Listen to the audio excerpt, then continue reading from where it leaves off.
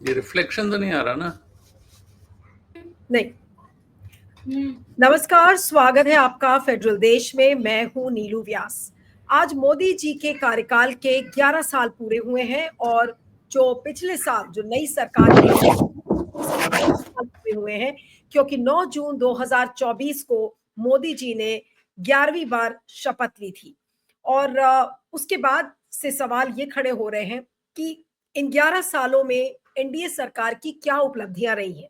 क्या वाकई में वो उपलब्धियां थी या देश को बदहाली में झोंका प्रधानमंत्री नरेंद्र मोदी ने नेता के रूप में उन्हें वो कमजोर नेता की जो चीज है कि क्या उन्होंने या तो सब कुछ इतने अच्छे से मैनेज कर लिया है कि अब गुंजाइश जो आलोचना की गुंजाइश है वो बची ही नहीं है। और उससे भी जो आगे एक सवाल है कि अगर मोदी जी इसी रेट से चलते जाएंगे जहां पर विपक्ष के पास न कोई मुद्दा है ना उनके पास कोई तरीका है कि मोदी जी को या जो बीजेपी सरकार है दूर कर सके, तो विपक्ष भी अब आगे कैसे चलेगा। आज इन सारे सवालों को लेकर हमारे साथ एस श्रीनिवासन सर हैं, जो कि एडिटर इन चीफ है द फेडरल ग्रुप के। श्रीनिवासन सर, आपका बहुत बहुत स्वागत है। Thank you so much for joining. और सर, पहला नमस्कार। सवाल है, सर शुरुआत उसी से ही करूंगी कि 11 साल में आपको क्या लगता है, और उपलब्धियों से शुरू करते हैं, उसके बाद आलोचनाओं पर आएंगे, कि सबसे बड़ी उपलब्धि आपके हिसाब से मोदी जी की क्या रही है सर 11 सालों में? 11 साल में एक सबसे बड़ी, यदि कोई आप एक चीज कहें तो वो ये है कि ये माना जाता था कि इस देश में इसके पहले क्या हिंदुत्व का वो वर्चस्व रहेगा। अब जब राम मंदिर का मसला उठा तो ये था कि क्या राम मंदिर बनेगा नहीं बनेगा। शिलान्यास हो गया था पहले ही, राजीव गांधी के ज़माने में हो गया था, तो क्या मंदिर बनेगा ये बड़ा सवाल था। मंदिर भी बन गया। उसका उसके बाद ये लगा कि क्या शायद यही एक मुद्दा बार-बार उठाया जाएगा, जो हिंदू मुस्लिम वाला जो प्रोग्राम है, क्या यही कंटिन्यू रहेगा। मुझे लगता है कि सबसे बड़ी उपलब्धि यही है कि उन्होंने ये एक तरीके से इस देश का एक जो हिंदुआइजेशन है, हिंदुत्व का जो एक डोमिनेंस है, वो कर दिया है। वो तो कहना पड़ेगा। अब ये इस कितना दिन ये इसका वो रहेगा, वो देखना देखना होगा, मगर ये बात ज़रूर मानना पड़ेगा कि ये जो मेन बॉडी पॉलिटिक्स में इस चीज़ को ये ले आए हैं। एक ये उनके उनकी तरफ से एक बहुत बड़ी एक उपलब्धि है। दूसरा, यदि आप बड़ा यदि कोई चीज़ पूछें, एक तो इन्होंने गवर्नेंस का जो पूरा इनका स्टाइल है, वो एकदम बदल दिया है।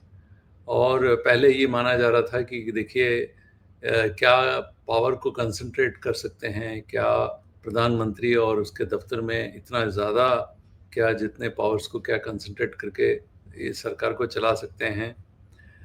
तो उन्होंने भी कर दिखाया।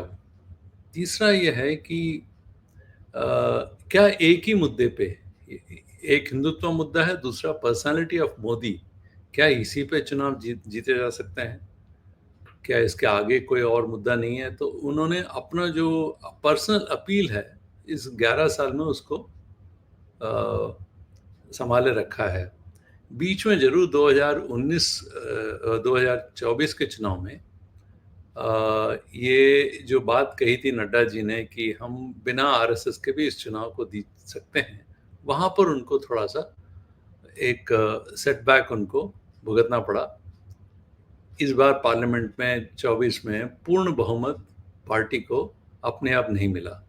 उनको 2 अपने जो घटक दल हैं, एक तो टीडीपी और दूसरा जेडी, जनता दल बिहार में, इनके समर्थन से, और बाकी छोटे-मोटे दल और भी हैं, अब ये जो बड़े दल हैं, इनके समर्थन से सरकार बनाना पड़ा।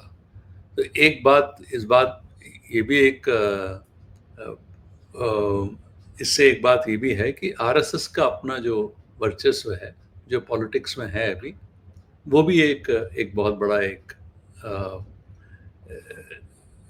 पॉलिटिकली एक बहुत बड़ा एक नया एक बदलाव है। बाकी उनके ये भी एक उपलब्धि है कि क्या 5 साल बने रहेंगे, फिर कहा कि 10 साल बने रहेंगे, 11 साल वो बने हुए हैं। ये 5 साल, 4 साल और गुज़ार देंगे, इसमें कोई वो नहीं है। जैसे आज नड्डा जी ने कहा, मुझे नहीं लगता है कि उनको कोई तकलीफ़ होगी, तीसरा टर्म भी शायद वो कर लेंगे आसानी से। तो ये अपने आप में एक बड़ी उपलब्धि है कि लगातार तीसरी बार प्रधानमंत्री बन के आए हैं, और दूसरा, इसके पहले भी वो बिहार के मुख्यमंत्री रहे हैं।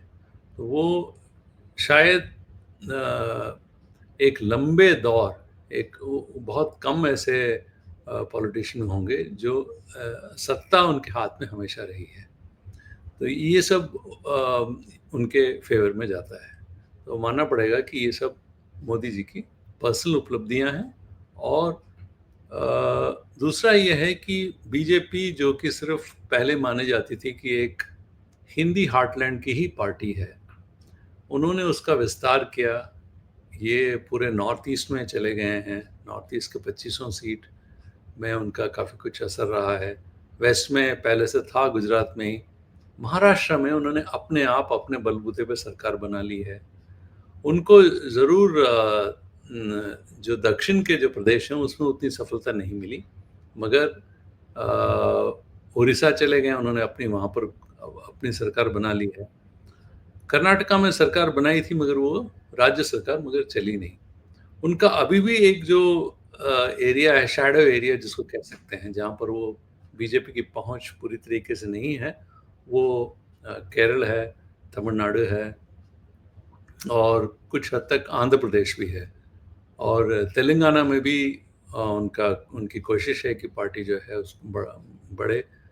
मगर ये राज्यों में बहुत अच्छी सफलता मोदी जी को मिली है। देखिए, जैसे जो 2024 भी चुनाव में उनका अपने आप तो उनको बीजेपी को मेजॉरिटी नहीं मिला, मगर उसके बाद जो चुनाव हुए, आप देखेंगे यदि जितने भी असेंबली चुनाव हुए, सब में उनकी जीत हुई। हरियाणा हो, महाराष्ट्र हो, दिल्ली हो, इन सब में उन्होंने अपना सरकार बनाया। तो राज्यों में भी उनका, यदि आप ओवरऑल यदि भारत का मैप देखें, तो काफ़ी जगह पर बीजेपी सरकार है। स्पेशली मध्य प्रदेश में, राजस्थान में तो उनकी स्थिति थोड़ी सी डमाडोल थी, फिर भी वो बना सके। मध्य प्रदेश में लगातार सरकार बनाते आ रहे हैं। तो हिंदी हार्टलैंड में वर्चस्व उनका बना हुआ है। इसके अलावा उन्होंने वेस्ट में, पूर्व में, पश्चिम में, और कुछ हद तक दक्षिण, पूरी तरह से दक्षिण में नहीं गए, उस जगह को छोड़ के बाकी काफ़ी कुछ अपने हाथ में लिया है। ये इनके बड़े अचीवमेंट्स हैं पॉलिटिकली, इलेक्टोरली और पॉलिटिकली। ये बड़े अचीवमेंट्स हैं इस सरकार के। लेकिन ये तो उपलब्धियां थी सर, लेकिन जो बात बार-बार लोग कह रहे हैं कि 10 साल जो 2014 और 2019 का कार्यकाल था, मोदी जी पूरी ब्रूट मेजॉरिटी से आए, लेकिन 240 सीटें जब 2024 में आई तो लोगों ने कहा कि मोदी जी का वर्चस्व कम हो गया है, उनकी पॉपुलैरिटी कम हो गई है, उनका करिश्मा कम हो गया है। लेकिन जिस तरीके से उन्होंने अपने एलाइज को मैनेज किया, चाहे वो चंद्रबाबू नायडू हो, चाहे फिर नीतीश कुमार हो, चाहे फिर चिराग पासवान हो, जिस तरीके से उन्होंने कोalition गवर्नमेंट को मैनेज किया, और उनके बारे में शुरू में सब ये कह रहे थे कि भाई उनको कोalition सरकार चलाने की आदत नहीं है। गुजरात में भी उन्होंने हमेशा मेजॉरिटी सरकार चलाई, और सेंटर में भी 10 सालों में उन्होंने फुल मेजॉरिटी की सरकार चलाई, तो वो कोalition सरकार नहीं चला पाएंगे। ये क्या मोदी जी के लिए, मोदी जी के अगर हम पर्सोना को देखते हैं या उनकी पर्सनालिटी को, उनके व्यक्तित्व को देखते हैं, तो ये क्या उनके एडवांटेज के लिए है, या फिर हम दूसरा, एक दो तरीके हो सकते हैं, या तो उन्होंने बहुत अच्छे से इस चीज को मैनेज किया, और दूसरा ये कि उन्होंने इस तरीके से मैनेज किया कि सारे एलाइज और जो घटक दल है वो उतना दब गए हैं कि कोई अब कुछ बोल नहीं सकता। तो उसको कैसे देखें, पॉजिटिव लाइट में देखा जाए या उसको नेगेटिव लाइट में देखें सर?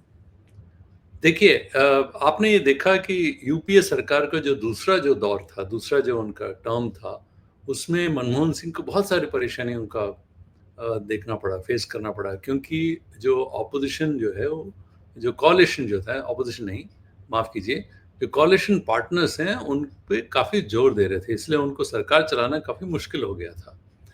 मगर आप इनके यदि ये पहले उम्मीद थी कि इस बार कोalition सरकार बन रही है मोदी जी की, ये जो डिसीजंस लेंगे सबसे मिलजुल कर लेंगे, एक कोऑर्डिनेशन कमेटी होगी, ये सब बातें चली थी तब। ना इन्होंने कोई कोऑर्डिनेशन कमेटी बिठाई, ना एनडीए के मुझे नहीं लगता कि एनडीए के घटक दलों से ये कुछ पूछ के कोई डिसीजन लेते हैं। ये अपने आप में एक एक विशेष बात ये है और इस पे थोड़ा शोध किया जाना चाहिए कि 1 साल में उन्होंने अपने घटक दलों के लिए कुछ नहीं किया है। इसके बावजूद भी ये दल उनके बहुत सपोर्ट कर रहे हैं। बिहार के लिए ज़रूर उन्होंने थोड़ा अच्छा एक पैकेज दिया था, बजट में उसके लिए काफ़ी आवंटन किए थे।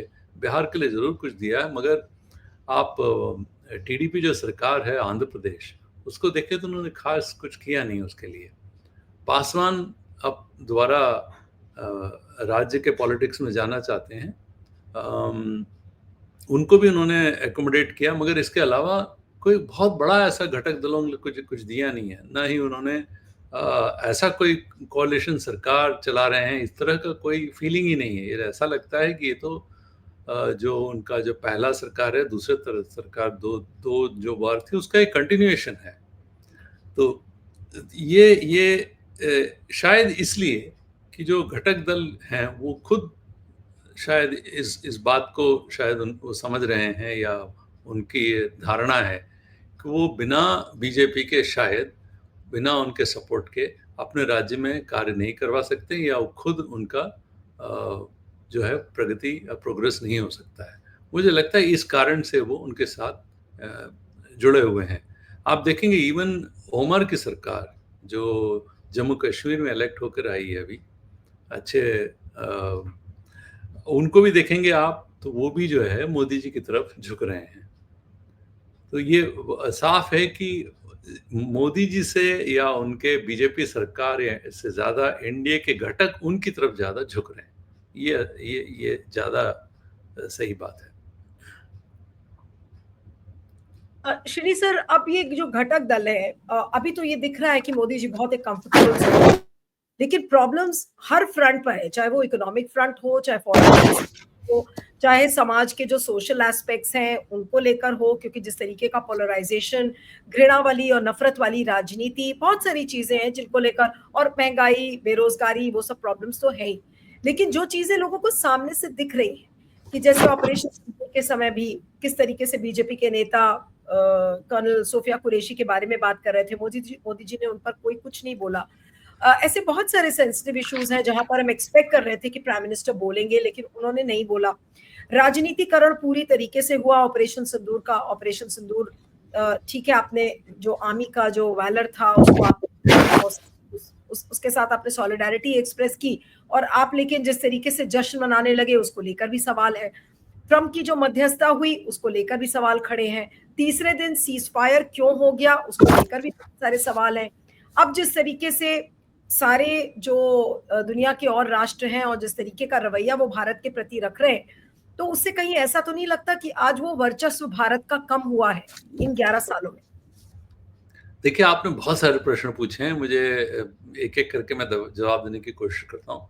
सबसे पहले तो यदि हम देखते हैं कि राष्ट्रवाद की जो इन्होंने परिभाषा जो दी है, जो पहले जब इस देश का हमको ब्रिटिशर से हमको आज़ादी मिली, उस समय पर एक पूरे देश में मिलके पूरे राष्ट्र के लिए सब लोग मिलके लड़े थे, और तब का डेफिनेशन कुछ वो था, तब का राष्ट्रवाद इंक्लूसिव था। उसका मतलब ये है कि उसमें सभी धर्म के, सभी जात के, सभी तरह के लोग उसमें मिल-जुल कर उन्होंने ये लड़ाई लड़ी, कंधे से कंधा मिलाकर लोगों ने लड़ी, और ब्रिटिशर्स को इस देश के बाहर भेजा। अभी जो नया जो राष्ट्रवाद था हिंदुत्व का, ये बीजेपी का अपना एक नेशनलिज्म है। उसका आपने देखा कई सारे उसके परिमाण हैं, जैसे मैंने कहा कि राम मंदिर एक उसका वो है, एक कॉन्शियसनेस। उन्होंने कहा हिंदू जागो, हिंदू को ये हिंदू बाहुल्य देश है, तो बाहुल्य देश है, हिंदू को जागना होगा। इस तरह के जो स्लोगन्स हैं, इन सब से काफ़ी उनको फ़ायदा मिला। और मगर इस राष्ट्रवाद के ऊपर अब एक नया राष्ट्रवाद और जुड़ गया है, वो सेना से मिला-जुला है। जो आपने अभी जो बात कही है, जो ऑपरेशन सिंदूर हुआ है, उससे एक बात और ये हुआ है कि लोग और अच्छे से बीजेपी के साथ जुड़ गए हैं। उनका जो राष्ट्रवाद का जो, यदि आप आकलन करें, उनका रैंकिंग करें, तो थोड़ा-सा और ऊपर हो गया है। राष्ट्रवाद का क्वोशंट थोड़ा बढ़ गया है, क्योंकि 2 तरीके के राष्ट्रवाद, एक जैसे मैंने आपको बताया हिंदुत्व वाला राष्ट्रवाद, दूसरा ये जो राष्ट्रवाद है, ये जो देश के लिए जो लोग हमारे जो सेना और बाकी लोग लड़ रहे हैं, उनके प्रति जो श्रद्धा है, उसका जो एक राष्ट्रवाद है, ये दोनों जुड़कर और उनके लिए एक मददगार हो गया है। एक तो ये है। दूसरा, आपने पूछा कि कई सारे दिक्कतें हैं हमारे देश में, जैसे यदि आप पूछें कि एक-एक करके लें, पहले आपने कहा कि देश की इकोनॉमी कहाँ जा रही है। तो इस बार का जो आपका ग्रोथ रेट है, जीडीपी, जो क्या कहते हैं, सकल उत्पाद की जो एक रेशो है, वो एक्चुअली कम हुई है 9.2%, 9.2% है, फाइनेंशियल ईयर 24 में था, और अब वो घटकर 6.5% हो गया है। तो आप देखेंगे 2.7% का कमी हुई है। मगर उसके बावजूद ही आप मीडिया देखें तो ऐसा लगेगा कि शायद भारत बहुत तेज़ी से बढ़ रहा है। और यदि आप देखें मनमोहन सिंह के 10 या 11 साल में जो एक ग्रोथ रेट रही है, जो बढ़त का एक एक वो रहा है, रेट रहा है, उसके यदि आप उसको तुलना करें, जो मोदी जी के 11 साल में हुआ है, तो मोदी जी के 11 साल का ग्रोथ रेट उससे कम ही हुआ है। ये एक यदि आप डेटा देखें तो ये बात साफ दिखाई देगा। दूसरा ये है कि हमारे देश के ग्रोथ के लिए बहुत ज़्यादा ज़रूरी है फॉरेन डायरेक्ट इन्वेस्टमेंट। जो बाहर से हमको पैसा चाहिए, निवेश जो चाहिए, और वो निवेश जो है भारत में वो कम हो रहा है। एक ये दूसरा कारण है। चिंता का विषय ये है कि भारतीय जो मल्टीनेशनल कंपनियां हैं, भारत के जो बड़ी कंपनियां हैं, वो अपने देश से ज़्यादा बाहर अब जो है इन्वेस्टमेंट कर रही हैं। तीसरा है कि कैपिटल गुड्स इंडस्ट्री, जो कि बहुत ज़रूरी है नई नौकरी के लिए, जो कल कारखाने बनाते हैं जिनसे बाकी वस्तुएं उधर से बनती हैं, उस तरह के जो कारखाने, उनको कैपिटल गुड्स इंडस्ट्रीज कहा जाता है। उसमें ये एक कोशिश बड़ी की सरकार ने कि इसका ओवरऑल उसका जो रेशो है इस देश के इकोनॉमी में, उसको बढ़ाया जाए। वो बढ़ने के बजाय कम हो गया है। कई तरह के स्कीम्स अनाउंस किए सरकार ने। तो ये क्या हो गया है कि आप थोड़ा दूरदृष्टि से इस सरकार को देखें तो इनके पॉलिसी डिसीजंस कम हैं, स्कीम्स ज़्यादा हैं। लोक लुभावने स्कीम्स को बनाना, उनको नाम देना और उनका प्रचलन करना, ये एक बहुत बड़ा एक प्रचलन हो गया है। उससे क्या है कि इकोनॉमी तो उससे उस तरीके से ग्रो नहीं हुई जिस तरीके से बताया जा रहा है। दूसरा ये है कि आपने पूछा इन्फ्लेशन, सब दामों के भाव जो हैं वो आसमान छू रही हैं। आप देख लेंगे चावल का, दाल का देख लीजिए, दाल के भाव, सब्जियों के, फलों के, बाकी जो चीज़ें हैं उन सब पे देखिए अब दाम बहुत ज़्यादा बढ़ रहे हैं।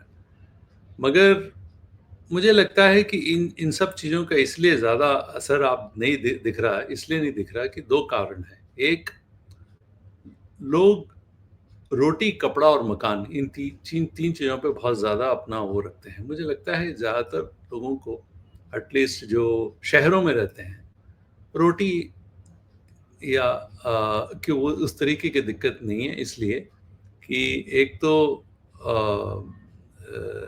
सरकार भी अपनी तरफ से करीब 80 करोड़ लोगों को फ्री राशन दे रही है। वो चावल है या गेहूँ और कुछ खाद्य तेल, ये सब उनको दे रही है। मुझे लगता है कि वो भी एक बहुत बड़ा कारण है कि लोगों को अत्यावश्यक जो चीज़ें हैं वो मिल रही हैं। उनको वो मिलने के कारण उस तरह का कोई वो नहीं है। सो एक दूसरा कारण है। शहरों में एटलीस्ट आप देखेंगे लोगों को ये सब मिल रही हैं। मगर इस गरीबी की रेखा से कितने लोगों को ऊपर उठाया है, ये सरकार क्लेम करती है कि हमने 25 करोड़ लोगों को ऊपर उठाया है। देखिए ये जो परिवर्तन है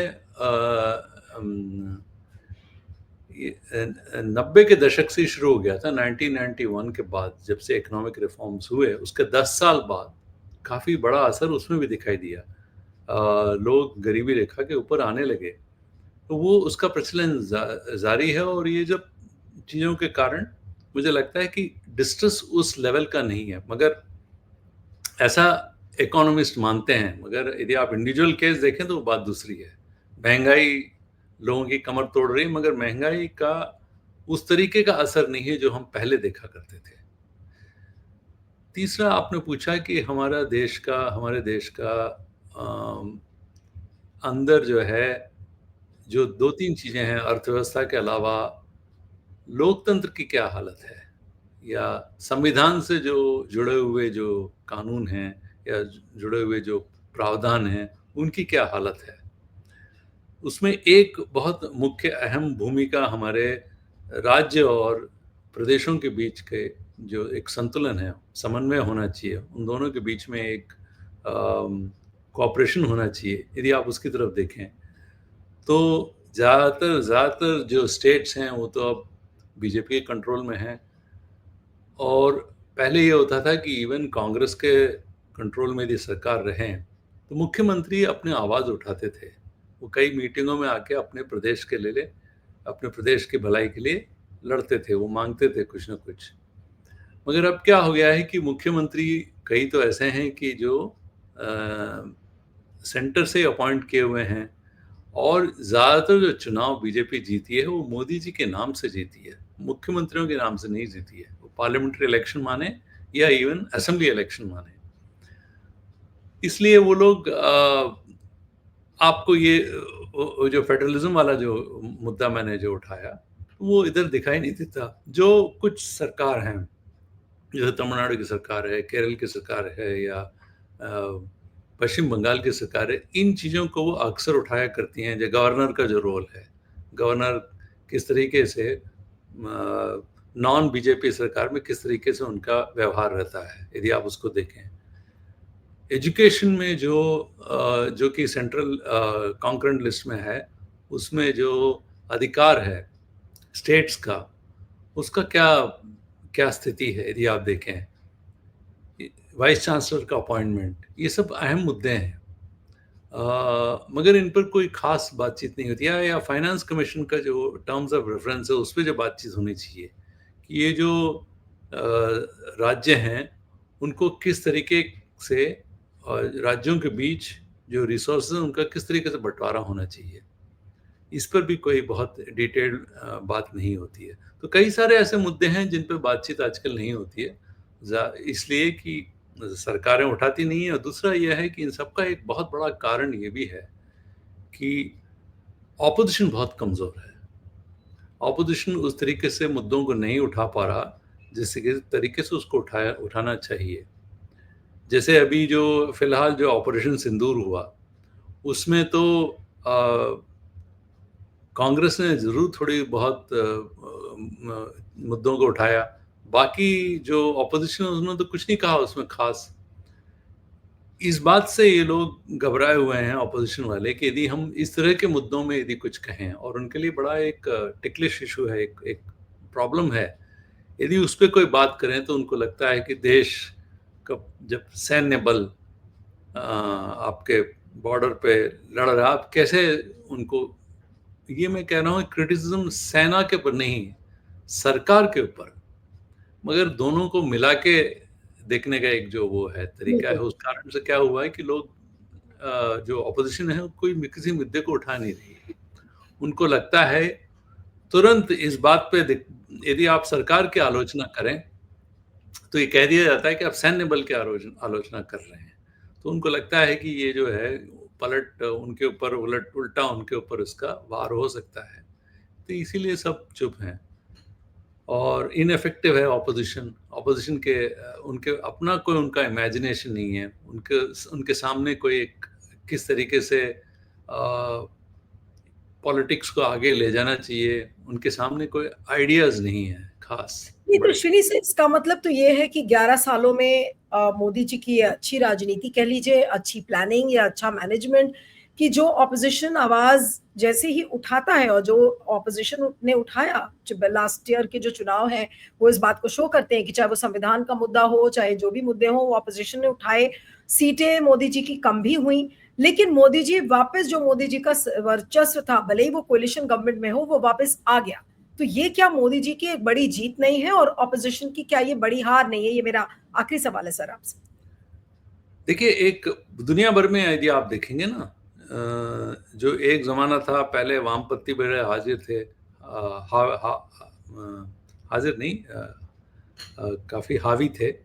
यदि आप देखें तो दक्षिण पंथ जो है, उसका जो पॉलिटिक्स है पूरे दुनिया में, उसका एक अब वर्चस्व बन गया। ट्रंप देखें आप, ट्रंप तो लोगों ने कहा था कि शायद जीत के नहीं आएंगे दोबारा। लोगों को तो ये उम्मीद थी कि शायद डेमोक्रेटिक जो कमला हैरिस है वो आ जाएंगे, मगर आप देखें किस तरीके से वो जीत के आए इस बार। उनका बहुत सेनेट और उसमें जितना जिस तरीके से उनको सपोर्ट मिला है, ये पहले कभी नहीं था। यहाँ पर भी पूरे दुनिया में उसका एक असर है, यहाँ पर भी इस हमारे देश में भी उसका एक असर है।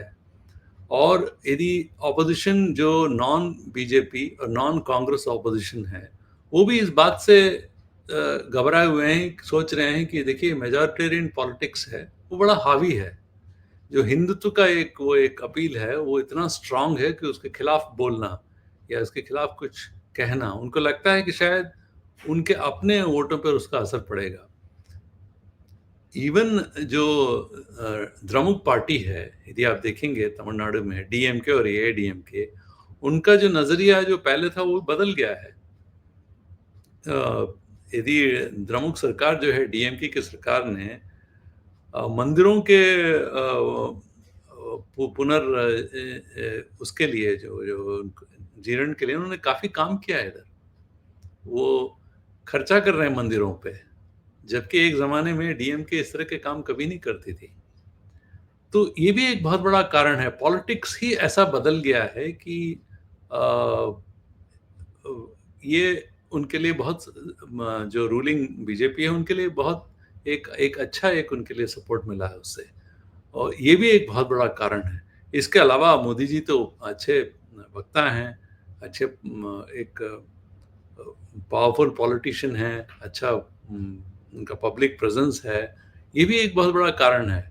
हालांकि राहुल उनके सामने काफ़ी उन्होंने कोशिश किया, उनके जो पदयात्रा थी उसके बाद से उन्होंने अपना उनका इमेज बदला।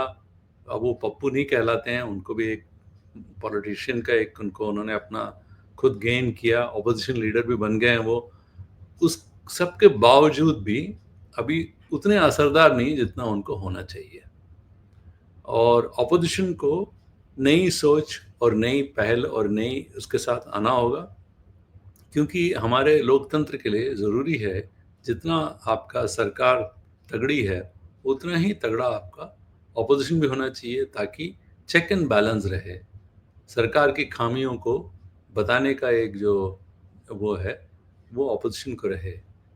वो अभी फ़िलहाल है नहीं। वो इसलिए ये सरकार जो है 11वें साल में भी बड़े अपने उससे चल रही है।